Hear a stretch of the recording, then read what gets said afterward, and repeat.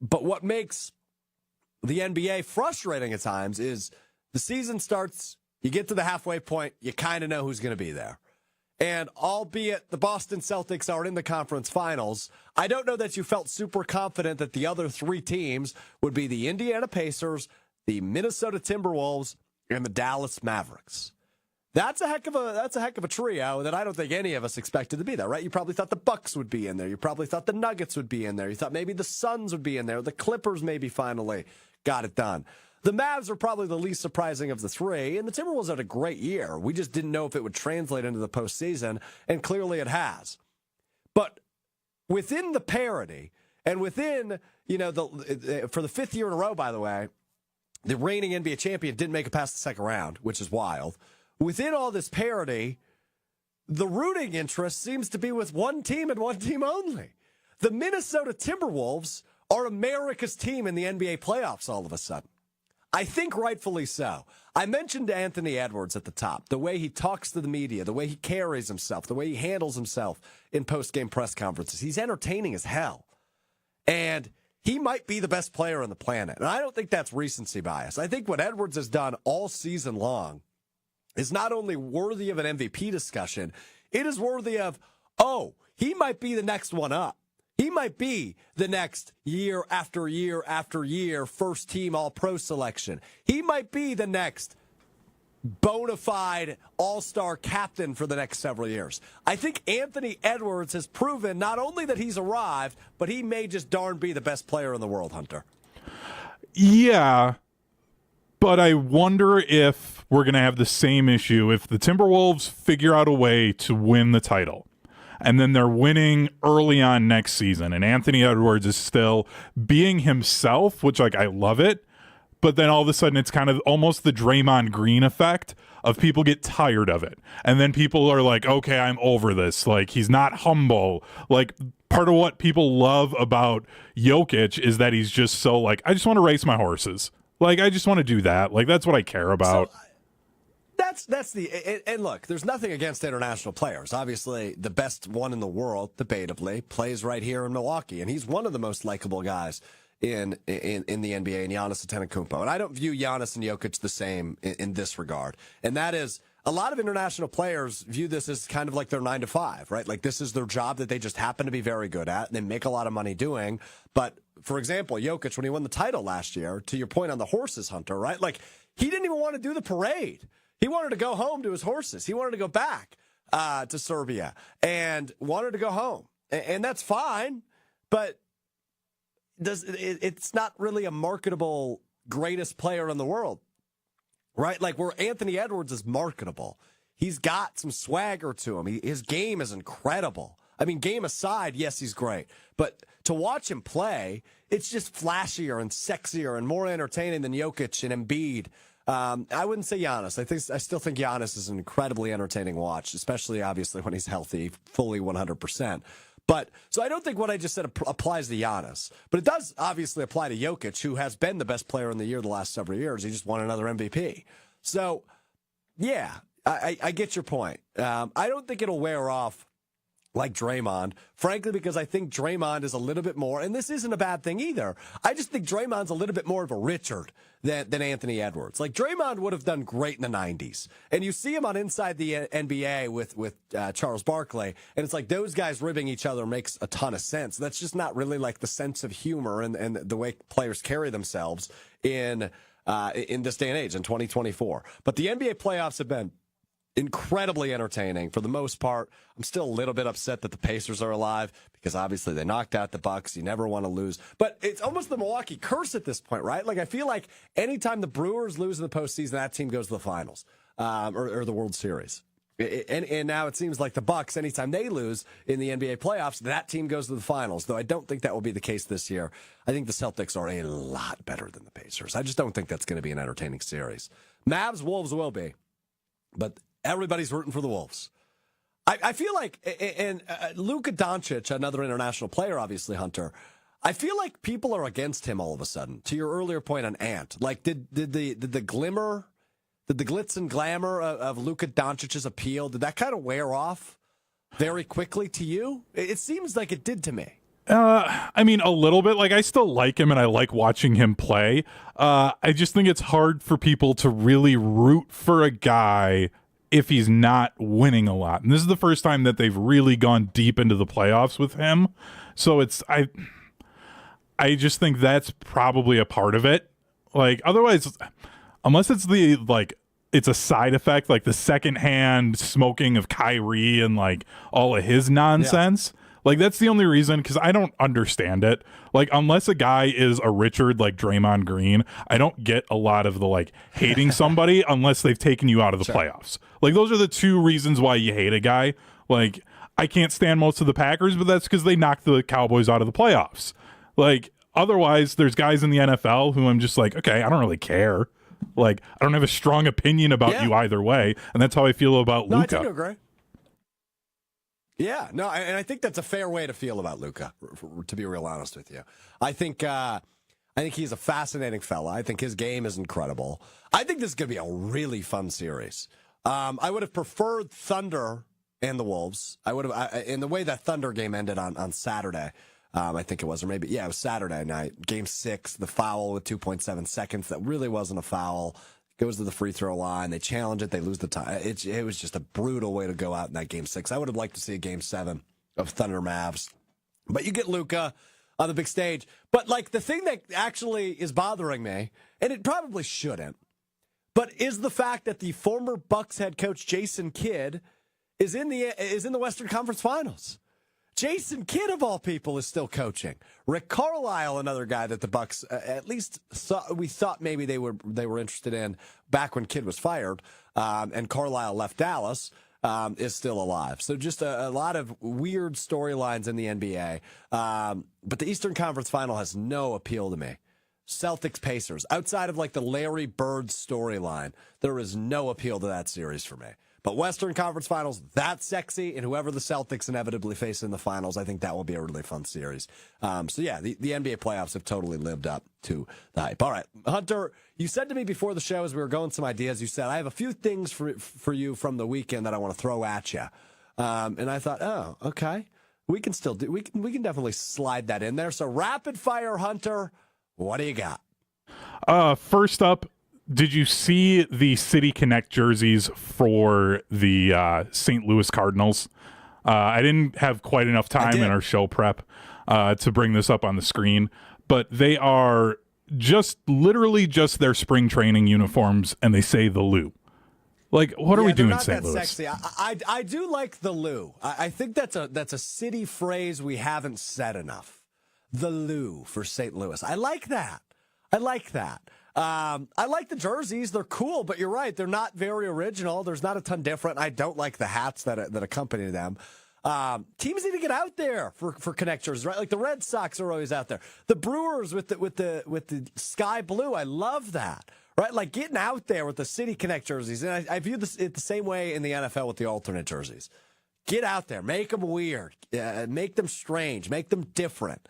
I like that. I'm 100% for creativity when it comes to when it comes to alternate jerseys. So yeah, I'm with you on that, Hunter. They're fine, but they could definitely be better. Next up, Red Lobster filed for bankruptcy. I'm not a big fish guy, but those biscuits were so good. Are you a little bit sad that you can't get those cheddar biscuits anymore? So they sell them in packages in the store. And I guess with this happening, it's not the same. I disagree. I think you can make them very good. I haven't been to it's not the same. Maybe in my entire life. So maybe you're right. Like I know if let's say like my mom, for example, when I was growing up, went to a Red Lobster, she would bring me biscuits home. But like I make them at home. So I'll be fine. I don't know that I've ever attended a Red Lobster before. But those biscuits are delicious. They are the best in fast food in chain restaurants. No doubt about that. But I'm not disappointed now. I'm okay. Okay. I'm a little disappointed because it's the only time I would get them. And I wouldn't go very often, but then when I did, I would house a bunch of them, even though I'm gluten-free. Like, I didn't care. Like, I'll take the tummy troubles that go along with those. You're a strange man. It's worth it because they're that good. This one is just a little more personal. This weekend, I fired up NCAA 14 because of all the hype around 25 coming. So I always like to start as a coordinator on that, and I decided to be the defensive coordinator for the Iowa Hawkeyes.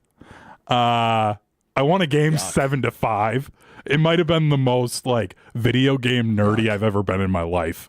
When you do get this game, because I'm going to make you get this game so we can play. I'll get it. What school are you starting with? Like, you got to start as a coordinator at a random school. I'm going group of 5 for sure. I'm working my way up. Toledo or Akron. I'm going somewhere in the MAC. Ball State.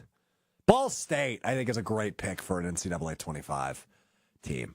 Yeah, I'm going to go Ball State, Hunter. I'm going to the MAC. I'm bringing Ball State to prominence. They call it the Harvard of the Midwest in Muncie, Indiana. I'm bringing Ball State to prominence. The Harvard of the Midwest? I think they maybe say the Harvard of Muncie. I think they call it the Harvard of the Midwest. There's no chance they do when the Midwest has Northwestern, Minnesota, Michigan, Wisconsin. Like, stop it. Even in their own state, they've got Indiana and Purdue. Like, there's no way. Muncie, Indiana, man. Ball State, Muncie, Indiana. Yeah, the Harvard of the Midwest. All right, that all you got for me? You got one more? Yeah, that was pretty much my weekend, was being mad at a uniform, sad about biscuits, and getting upset with the lack of offense from the Hawkeyes. That's why I left and went to Oregon. All due respect, you live a sad, sad life, my friend. My wife's gone for the week. She comes back Tuesday night. She's been in North Carolina for One Tree Hill convention because they did a reunion and played a charity basketball game. So I've been bachelor life, and like, I don't go out and do anything. I really don't have a whole lot of friends. Like, this is my life, man. If my wife's gone, I'm just gonna play NCAA football, and I made myself a steak Saturday for dinner. Like, nice. That's what I did. There you go. Yeah. But on the grill or on like a skillet? On the skillet. I'm not going to go to the community grill that my apartment complex has. Like, I don't know. That's just weird. And I've never seen anyone use it. So I'm like, I don't want to be the one guy that uses the grill out on the back patio. Oh, no, yeah, like, you do. Yeah, you do. No, yeah, that's weird. Nah. Okay. Whatever. All right. There you go. There's Hunter's weekend. Whatever you make of that, I'm right there with you. Let's move on. Packers OTAs get started today. Oh, baby, is that exciting. Rob Demovsky really summed it up perfectly from ESPN, our teammate, in a tweet this morning at Rob Demovsky. Hunter, if you want to pop that on the screen. Here are the big storylines for OTAs. Jordan Love's contract talks. Obviously, that's something we've spent a ton of time on. We heard some audio from Adam Schefter last week on Jen, Gabe, and Chewy, weekdays from 7 to 9 on 94.5 ESPN. Milwaukee talking about he doesn't think they're super close, but that number annually is going to be very big after Jared Goff's extension last week, which came in at about it came in at $53 million per year for Jared Goff. So will Jordan Love be able to secure a bag of that level or even higher? I wouldn't put that out of the question. Elsewhere from Rob Demovsky, he says Christian Watson's hammy is better as he was visited a specialist. So obviously seeing if Watson has the speed and the agility and some of the different things that he brings to the Packers offense, which, by the way, despite the fact that Christian Watson's been injured, those things could be really important. When Christian Watson's been on the field and healthy, the way he opens up the Packers offense is crucial. He is a big piece of this offense. And I know we're excited about Jaden Reed and Dontavian Wicks and even Bo Melton to a point. But what Christian Watson brings to the Packers offense is very important. And he does play a role. So if his hammy is fully better, that is something awesome to keep an eye on for this season, but obviously it's something he's dealt with the last few years. So that it's just something I'm intrigued to see by. Note 3 is rookies and vets are together for the first time. Yeah, that's exciting. Obviously, that's the excitement of OTAs, right? Jordan Love gets to play with Marshawn Lloyd for the first time. I assume Josh Jacobs will be in town. That's probably the first time you're seeing him extensively. Xavier McKinney, the same thing on the defensive side. Seeing how a guy like Edgerrin Cooper fits in next to Quay Walker at the linebacker position. So there's a lot of exciting things to keep an eye on for the Packers. And on that note, the new defense will be on display for the first time under the new defensive coordinator, Jeff Hafley. I mentioned some of the pieces. Quay Walker, Edgerrin Cooper, Xavier McKinney, Eric Stokes allegedly feeling a lot better with a hammy injury as well. As Rob just mentioned, Christian Watson. Eric Stokes, same thing. But the fifth and final note from Rob is maybe the biggest piece on the defense for the Packers. Jair Alexander will be taking part in OTAs this year, which is great, right? You want everybody there. Jordan Love will be there. I don't know how much he'll practice. I don't know how much he'll participate, but he will be there when it comes to that offense, right? Making sure they continue to add on to the success they saw at the end of last season. It was an offense that was clipping at a really, really high level at the end of the year and into the postseason. So seeing if they are able to maintain that and add on to that with some new pieces, obviously, I say this all the time, right? I'm a big believer in either a sophomore jump or a sophomore slump. And I mean, there are a lot of sophomores on this Packers offense that played a big role as, I guess you could call them freshmen last year. Jaden Reed, Dontavian Wicks, Luke Musgrave, Tucker Kraft, seeing what they are able to bring in year number 2, if they're able to make that jump. And we're going to walk through the Packers offense here in a second after we hear from our friends from Door County Distillery and where they rank in the NFC North, right? We're going to rank all 5 teams in the NFC North at the 5 position groups offensively: quarterback, running back, wide receiver, tight end, and offensive line. I think tight end room is a really intriguing one for the Packers. I mean, you love what you saw out of those rookies last year. You love what you saw out of them when they were, especially when Musgrave was healthy and you had both of them available. What are they going to bring in year number 2? That might be a top storyline for me offensively for the Packers heading into next season. So we will power rank those coming up next. But first, got to tell you about Door County Distillery, locally produced, handcrafted, and award-winning spirits made in beautiful Carlsville in southern Door County. If you're going up to Door County, you got to check out Door County Distillery. They do the tours, they do the tastings, they make everything from vodkas to whiskeys to brandies and all the in-betweens, and they do a ton of local collaborations. What Door County Distillery does, nobody else does it better than them. They are the best in the biz. They are local, support local, and, dude, they make booze. We're in Wisconsin. If you're tailgating, if you're partying, if you're having a kickback on the porch at your house this summer, use Door County Distillery. Elevate it. Cherry-infused vodka, cherry brandy. Think about the cherry options from Door County and Door County cherries. I mean, it is the best. They also have a huge list, a ginormous list of unique cocktail recipes on their website. If you're watching on the YouTube screen, you can scan the QR code. If you want to dive into something, you can filter it by the type of liquor you want to use. It's awesome. And we were up there creating new recipes on the fly a couple weeks ago that they're going to be adding to the website, doorcountydistillery.com. So if you want to check that out, make sure you do. You can scan the QR code right now. Well, let's take a 1-minute break, 60 seconds to learn more about Door County Distillery. When we come back, we do a tier list of the 5 position groups offensively for the entire NFC North. That's next. It's Mr. Relevant. I'm Alex Strouf. I'm back at the legendary Door County Distillery with the legendary Beth. Hi. Nothing bigger right now than espresso martinis and confession. I've never had one, Beth, so I think I need you to teach me how to make one. It's real simple. With ours, we do our Java infusion, which is our coffee-infused spirit, our vodka, some chocolate sauce, and some coconut cream, so it's dairy-free for those who can't have lactose. We're going to start with 2.5 ounces of our Java, because this is a martini, so lots of booze. Yes. 1.5 of our vodka, about a 1/2 ounce of your chocolate syrup and your coconut cream, or cream if you prefer. Shake this for about 15 seconds. She's a pro. I'd spill everywhere. Strain that into our martini glass. There we go. Quick and easy espresso martini. Time to try it. First ever espresso martinis. Cheers. Cheers. Oh, that's delicious. That's really good. I'm an espresso martini girly now. Yeah, no doubt. Who isn't? Check out their website with a huge list of unique cocktail recipes at doorcountydistillery.com. That's doorcountydistillery.com. All right, let's dive into this thing, man. The NFC North is one of the most interesting divisions in the entire NFL, if not the most interesting division in the entire NFL. Looking at you, AFC East, you're pretty darn interesting too, and so is the AFC North with the Bengals, the Browns, the Steelers, the Ravens. You might have 4 really good teams in that division, but I think there's 3 playoff contenders for real in the NFC North. Obviously, the Lions, the Packers, and now the Bears are in that conversation, in my opinion. I think the other team that's interesting, obviously, the only team remaining, is the Minnesota Vikings. I don't think they're going to be very good, but could they win 7 games? Yeah, maybe.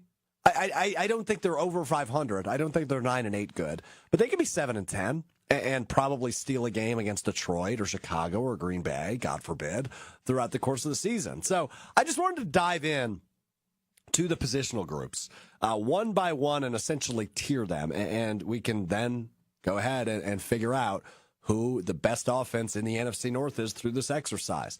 I think the Packers, before I do this, I haven't thought about how I'm going to rank them. I'm going to do them on the fly for all 5 position groups: quarterback, running back, wide receiver, tight end, offensive line. And then we'll kind of have to accumulate a score at the end, Hunter. So if you want to come up with a scoring method, right, like lowest points win, I guess 1, 2, 3, 4. It's like golf. Okay. 5 positions if you want to keep track, Hunter, and then we can do some math at the end, which I know we're both very good at. And I think the Packers will be second. I think the Bears might actually be number 1, and the Lions could be too, because, the Lions might be number 1. So let's dive into this without any further analyzation as I continue to think about it. We're going to start with the quarterback position, and I'm going biased right off the bat. I think this is probably the easiest one to rank. I think Jordan Love is the best quarterback in the NFC North. I think Jared Goff is a very good quarterback. I think there's a big gap between 2 and 3 because 2, 3, and 4 are unproven rookies, likely. For the Vikings. It could be Sam Darnold. I would still take Caleb Williams' potential over Sam Darnold and what we know about him right now as it stands. Now, there are league circles that say Sam Darnold's gotten a lot better, and he could be a really good quarterback at some point. I just don't think he's going to be the starter, at least not long term, at the very least, for Minnesota. So I would assume J.J. McCarthy is the week 1 starter, and that definitely ranks him dead last. Caleb Williams intrigues me, but he hasn't played yet, so we naturally put him at 3. Goff and Love is really a toss-up. I'm going biased. I'm going up based on potential. They're both going to be paid a ton when we enter the 2024 season, but I like what Love is able to do a little bit better than Goff. I think Goff is, and this is not a knock, I think he is an amazing system QB. I think he is an amazing game manager. And again, this is not a knock because what Brock Purdy did last year, I view as the same way, and that got him to a Super Bowl. And Brock Purdy is having a great start to his career as a 7th-round pick. I think game managers are fine. They can win you Super Bowls.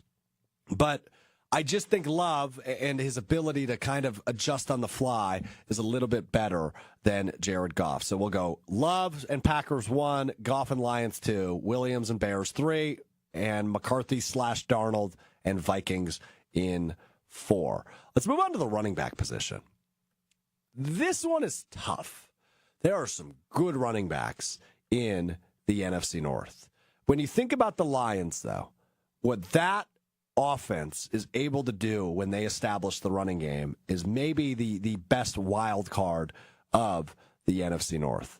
I think when you have a guy like Jahmyr Gibbs, who had a terrific rookie season last year, and then you add a guy like David Montgomery, who's really a Packers killer, I think that's the best 1-2 punch in the NFC North.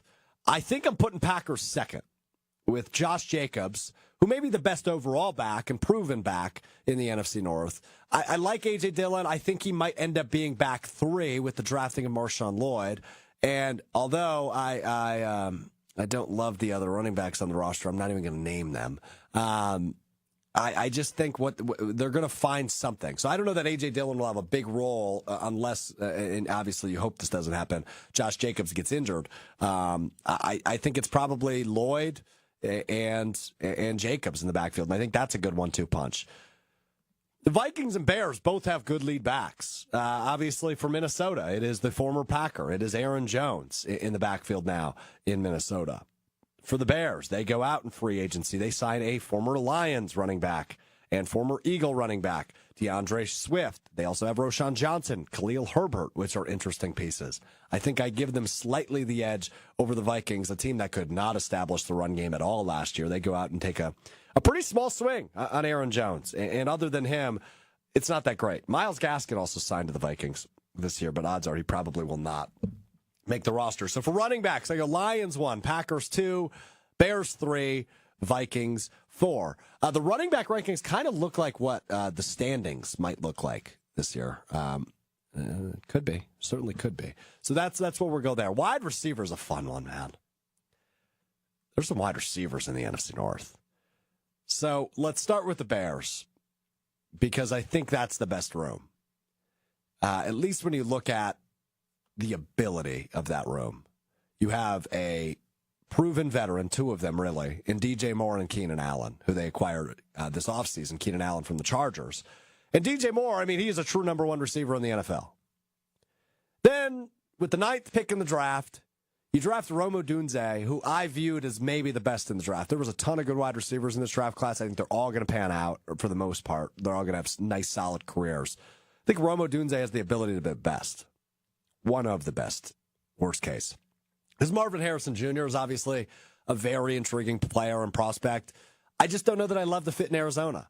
Rome Odunze pairing up with Caleb Williams seems to me like a long-term successful recipe. So I will put the Bears wide receiver room as number 1. At number 2, it's the Minnesota Vikings. They have the best receiver in the league in Justin Jefferson. They have a really good complementary piece in his second year in Jordan Addison. I think the Vikings wide receiver room ranks number 2. This is where I get tripped up, because I think the Packers have a lot of really good number 2-like receivers. And we talked about it a few weeks ago, and you can see the full conversation and segment on the ESPN Madison YouTube page about not having a true number 1 receiver. Does that hurt you? Does it hurt your Super Bowl chances? I don't love the receiving room for the Lions, but I do love Amon-Ra St. Brown.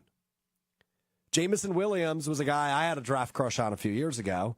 And he gets, he's still injured, dealing with the ACL, and he gets cracked with the gambling scandal. But he's able to play. The training wheels are off this year for Jamison Williams. So I will give the top-heavy edge to the Lions, and I will actually put the Packers 4th in the NFC North for wide receivers as it stands right now. Oh, man, I don't love that. I don't love that. But that is the route I'll go. Go ahead, Hunter. I am surprised by this one for you. Just given that I think the Packers are the deeper team receiving core compared to the Lions. I agree. It's surprising that you'd think that the gap is so big from the top end of the Lions that the Packers back end isn't making that up with how much better they are than the 4 or 5 receivers for the Lions. It's a fair point. I think the depth, it may be no better than Green Bay in the NFC North. Maybe Chicago. I mean, Chicago's got some really darn good pieces. I don't think anybody's going to debate they have the best room in the division. Minnesota, again, it's top heavy, right? Like after Jefferson and Addison, what do the Vikings truly have at wide receiver? Unless I'm forgetting about somebody. And this is where it gets a little convoluted too, because tight ends play such a big role in the receiving game. And Detroit has maybe the best young tight end in the league in Sam Laporta. And when healthy, TJ Hawkinson is one of the better tight ends in the league for Minnesota. I love what Green Bay has with a 1-2 punch of Musgrave and Kraft. And by the way, a good 1-2 punch in Chicago too, and Kmet and Everett, which we'll get to in a second. But when it comes to wide receivers, there's a lot of potential. I think it's a stacked division when it comes to the receiver room. I might wear that take. The Packers might produce the most passing yards in the division. And the receivers might have the most receiving yards in the division next year, and the most receiving touchdowns in the division next year. I'm not ruling that out. But to have a true number 1 receiver, I maybe I'm overvaluing it, but I think it is an incredibly valuable asset. Those other 3 teams have it. The Packers truly don't right now. And earlier I went on that tangent about Christian Watson and what he provides to the Packers offense. It's very important and impressive, and what he does for this team and the way he opens up the offense is crucial. But can you rely on his health? That's the part we have to figure out, and I think OTAs are going to be a good part in deciding that. So that is the route I go at wide receivers for now. Let me know if you disagree with me on the ESPN Madison, ESPN Milwaukee YouTube streams. The other receivers, by the way, for the Minnesota Vikings, just guys that haven't panned out. Jalen Naylor, N'Keal Harry, Brandon Powell, I think is actually a younger guy. Thayer Thomas, right? Like, they're not very sexy receivers. And by the way, Brandon Powell, not a younger guy. That shows you how good their third receiver is. But when you have Justin Jefferson, naturally you're going to be high in the rankings. Let's move on to tight ends, which is another one that really intrigues me. I don't even know where to start. I think I'm going to go just with Laporta. I'm going to put him number 1. He had an amazing year last year. Sam Laporta did for Detroit. And I think he's just going to evolve into the best tight end in the league, right? Kelsey's older and already debating retirement. DJ Hawkinson is injured, so that's going to, and I know he's in the division, but he's always been one of the better tight ends in the league. George Kittle's getting older. I think Sam Laporta is going to become the best tight end in the league. I thought Kyle Pitts might have a chance at that, and maybe he will now with Kirk Cousins there, but it seems like it's Sam Laporta's title to lose, like the best up-and-coming tight end. I think it's him right now. So I would put the Lions tight end room at number 1. this is where it gets tricky for me. I love the 1-2 punch of the Packers. I also love the 1-2 punch of the Bears. I'm actually going to do this right away. Just because of what Hockenson is dealing with, an ACL, he's not going to be ready at the beginning of the season. I'm just going to put the Vikings fourth right away. And that's not a knock on Hockenson, because I think if he's fully healthy, this is a different conversation. But for the other two spots, 1-2 punch of Luke Musgrave and Tucker Kraft, or 1-2 punch of Cole Kmet and Gerald Everett. Hunter, I think I need some help here. I think it's very close. I think I'm going to bet on potential and put the Packers too. I was going to say Packers too. I like Cole Kmet, but I just think Luke Musgraves is a little bit better. And then I think Tucker Kraft is about the same as Gerald Everett, maybe a little bit better as a blocker. So like I'd be okay with you saying that there's a tie. Like that is allowed on this. And then no one gets the 3. So you could go that route.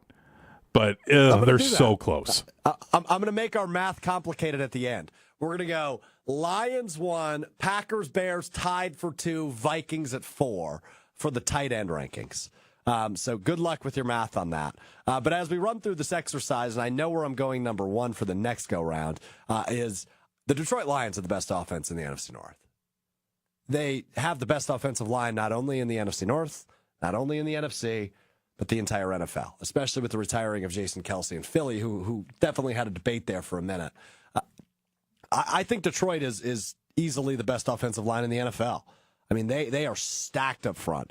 This offense is really good. And doing this exercise helps me realize that. And this isn't me saying, hey, the Packers can't win the NFC North, because I think they're in good competition. Just the Lions are very good up front. Taylor Decker, Frank Ragnow, Kevin Zeitler, the Wisconsin alum. Like, they've got some names up front that are very, very good. So I am intrigued by the Lions up front. Here's where it gets sticky for me. I think the Bears improved a little bit, but they were bad last year. Justin Fields was getting killed. I still believe in Tevin Jenkins, their left guard. I'm intrigued by Coleman Shelton, their new center. Darnell Wright at right tackle seems like he's okay, but he hasn't really lived up to the high draft pick that he was. Green Bay, I trust the starting 5 for the most part. Josh Myers not so much at center, but this is likely his last year in Green Bay. And Minnesota, I don't really trust up front. So I think I'm going to go Green Bay. 3 and 4 is tough. Hunter, you've got a comment on the O-line. Yeah. Didn't Justin Fields have like the longest time to throw of any quarterback last year? Like the O-line was what held up. It was just he couldn't make a decision on the back end and then would hang onto the ball and start running around for his life, and then it made the O-line look bad. Like, I don't know if it's necessarily their O-line is bad. I'll try and look it up. But they've got some names. And then, when it comes to the Vikings, their left tackle, Christian Darrisaw, has been a stud for years. But, meh. I mean, he's been really good since he was drafted in the first round. What year was that? 21, maybe? 20? But he's a good left tackle. But other than him, I don't love the Vikings O-line. So I would go this. I would do this. I would go Packers, Bears, Vikings for O-lines. Lions, Packers, Bears, Vikings. I feel like that's been the rankings for a few of these position groups already. And again, I think this is how the NFC North standings will probably shake out in 2024. I think the one flip that maybe you could make is Packers over Lions. But, Hunter, have you crunched the numbers? Do you have our math? The nice thing is we have Riley Yauk here. Riley Yauk. Yeah, so give us a moment and we'll have some numbers. All right, let's get to the numbers. Can we have Riley Yauk read, by the way, the standings and the total points from 4-1 in his best, dramatic golf voice, given that we're just celebrating the end of the PGA Championship. Xander Schauffele, by the way, terrific weekend for him. So I feel like we need to go a little golf here as we add up lowest score wins. Let's go 4-1. Young Riley Yauk, the floor is yours. All righty. In the dramatic golf voice, let's start with number 4. The last place team would be the Minnesota Vikings with 18 points. That's a lot of points. Yeah. Or strokes, I guess, if we're going golf here. Strokes. Yeah, strokes would work. Yeah, that's good, Riley. Very good. Now, on to our number 3 participant. All righty. Our third place contestant with 12 strokes. Second and third were very close. Third place, Chicago Bears. Wow, okay. And just edging them out by one stroke with 11. Wow. You can probably guess which team this is, can. the Green Bay Packers. Okay, 11. So keep the voice going, Riley. I'm gonna course. break out of it, though. in first place is the Detroit Lions, obviously. How many points did they have? They finished with 8 strokes. Wow, okay, so single digits for Detroit. A 3-point separation there at the top. Incredible job by Riley Yauk with the math. Incredible job by Hunter with the concept. And incredible job by me with the execution. Darn straight. Excellent work. Thanks all fellas. around. You're pretty good at that. Like I threw that at him on the fly. I didn't even know he was in the room. And he crushed that. Well done by young Riley Yauk back at the Everlight Solar Studio in downtown Madison. So there you go. The Detroit Lions are the best offense in the NFC North. And I don't know that it's particularly close. Packers and Bears are a little bit closer, according to my rankings, than the Packers and Lions are. We'll do defense in a couple weeks. I'm curious to see how that shakes out, too. We'll go all 4 levels, essentially D-line, linebackers, cornerbacks, and we'll separate safeties and corners. We'll do all 4 teams again. I think that's a fascinating exercise ahead of the season because you feel, as a Packers fan, at least I feel, I assume you're with me, very good about where the Packers offense is at, right? Like Jordan Love proved he's a franchise quarterback last year. I mentioned all the rookies that are now second-year guys last year who took huge steps towards the end of the season and into the postseason. You love the addition of Josh Jacobs. You love the draft pick of Jordan Morgan in the first round. Will he be a starter or just a depth piece in year one? Because you feel comfortable that you're starting 5 in the O-line.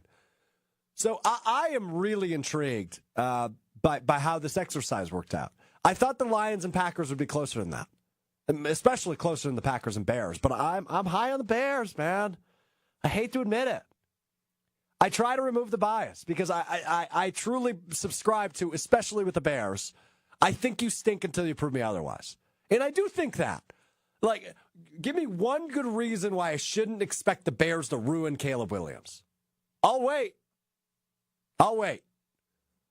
But I just don't think they're going to, like they did to Justin Fields and Mitch Trubisky and Jay Cutler and every other quarterback they've drafted.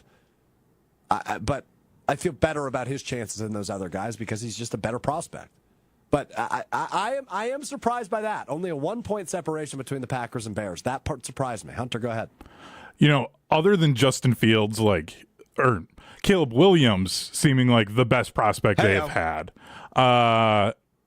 the front office for the Bears just seems different than years past. Like, it just seems like the last 3-4 years, they have been operating differently. And it's just starting to, if I were a Packer fan, I'd be a little concerned, which is great as somebody that doesn't really have a horse in the race. Like, okay, cool. Like, I love it when Duke, North Carolina is fun and competitive and both teams are top 5 teams. I love it when the Yankees and the Red Sox are competing for division titles and they meet in the playoffs. I want to see that as a football fan from the oldest rivalry in football. Like, we need that to finally happen. And I'm hoping that this is finally the year where we can be like, okay, Jordan Love, Caleb Williams, the next 10 years, whoever wins that head-to-head series, they're winning the division and they're going to go deeper in the playoffs. And I can't wait, and I really hope that the Bears finally have it figured out. Yeah, I'm with you. I agree. I just can't get over Riley's golf voice. That was so good. I don't know that he's ever been a golf commentator in a past life, but that was impressive by Riley Yauk. 2 shows in a row, Riley's made a strong appearance. He led off the show on Friday by telling us that he forgot about his girlfriend's 21st birthday. She had to remind him at 10 p.m. that it was her birthday today.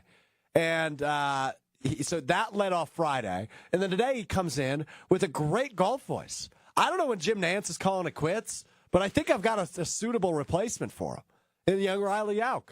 Pretty darn well done. And good idea by Hunter there. That was good stuff. All right, time to wrap up the show as we always do. You learn something new every day. Go ahead. Well, I was just going to say, one of the criteria for a good golf voice is if I feel like I can take a nice nap on a Sunday afternoon with golf on TV, and is that voice going to work? That voice is definitely going to work. I might need Riley to record some stuff for me to take some naps on the weekend listening to, because that was good. Some classic ASMR? Yeah. Riley, you might have a career in that. That might be the route you have to go. I'll go. I mean, maybe we should get him to record like what's that children's book about Bye Bye Black Bear or something Brown Bear. Brown Bear. Is that the name of it? I have no idea what you're talking about. I would like to hear Riley Yauk before we wrap up the program today.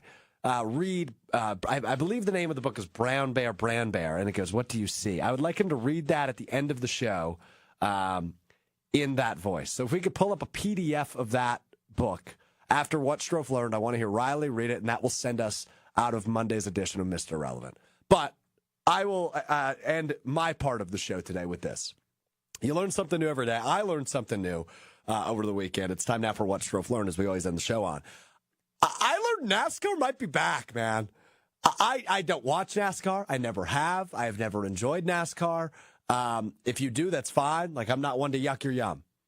But when it comes to NASCAR, Ricky Stenhouse Jr., I believe is his name, and Kyle Busch, that's a name I do know, they got into it this weekend. I don't know where the race was, but I was talking to known race fan Ben Brust about this, and we have some footage that will air on the video side of the fight that went down between Kyle Busch and Ricky Stenhouse Jr. But I found out that this is the one racetrack that, like, you don't have a formal exiting period. So Stenhouse exited the race early, and you see Kyle Busch still in his driver's suit. They met and just started throwing punches. We got a full-blown fist fight with multiple people involved. Stenhouse threw the first punch, and then crew members started jumping in. People are throwing haymakers at each other, just trying to get them to calm down. They're falling over tires, but there is not like an exit concrete path at this racetrack. So they were pretty much forced to meet. They were going to see each other, and they were mad at each other, and then fists start flying. So it was an incredible scene in NASCAR. And I've said this before. I have this take. I think fighting should be allowed in more sports. Make it quick, make it organized, but I'm cool with fighting. I don't think it should be allowed in the NFL, but like MLB, we've seen the Brewers get into a few scuffles this year, scuff-ups, if you will. I like that. I like that energy from Pat Murphy's boys. Baseball fights are fun. They're quick. Jose Ramirez is one of the greatest punches of all time on Tim Anderson of the White Sox several years back. It was great. It was a great moment. Jose Bautista got into a few brawls. I love baseball fights. Hockey, well, we know they allow it. We love hockey fights. NBA, not so much. I don't know that basketball needs fights. But NASCAR? I mean, talk about gaining a new audience. That's just my take on that. All right. That does it for us today. It does it for me today, actually. So I'm going to hand the keys over to Riley Yauk to bring us home. I will talk to you on Wednesday beginning at 12:30 on the ESPN Milwaukee, ESPN Madison YouTube channels. Of course, available wherever you get your podcast, Apple Podcasts, Spotify, Wisconsin On Demand. Just search Mr. Relevant. It's your first result. Make sure you subscribe. Big thanks to Door County Distillery, as always, for their support of the show. And a big thank you to you for supporting our show and Door County Distillery. I will talk to you Wednesday. Riley, take it away. Brown Bear, what do you see? By Bill Martin Jr. Pictures by Eric Carl.